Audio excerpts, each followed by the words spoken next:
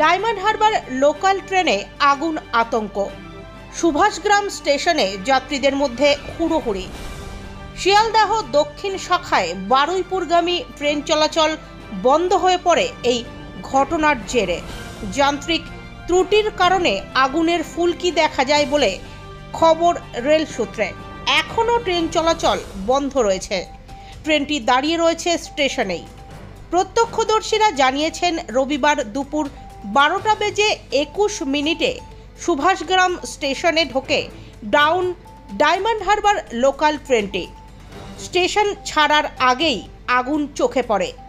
যাত্রীরা জানিয়েছেন, আগুনের ফুলকি চোখে পড়ে তাদের। ধোঁয়া বেরোতে শুরু করে। ট্রেনের ভেতরে থাকা যাত্রীদের মধ্যে হুড়োহুড়ি পড়ে যায়। ট্রেন থেকে নামতে শুরু হয় ঠেলাঠেলি। এখনও সুভাষগ্রাম স্টেশনে দাঁড়িয়ে ট্রেনটি। ওই স্টেশন দিয়েই পাস হয় বারুইপুর, নামখানা, ডায়মন্ড হারবার, লক্ষ্মীকান্তপুর লোকাল। কিন্তু অগ্নিকাণ্ডের পর সেখান দিয়ে ট্রেন চলাচল আপাতত বন্ধ রাখা হয়েছে। ফলে হেনস্থার শিকার হচ্ছেন সাধারণ মানুষজন। আতঙ্ক ছড়িয়েছে সুভাষগ্রাম স্টেশনের যাত্রীদের মধ্যেও। ঘটনাস্থলে পৌঁছেছেন রেলের ইঞ্জিনিয়াররা।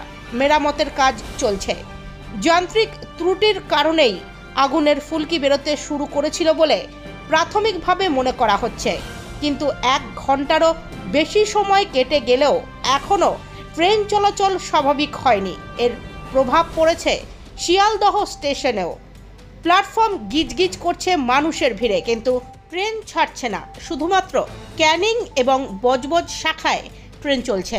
দক্ষিণের অন্য সব ট্রেন বন্ধ রয়েছে এই মুহূর্তে।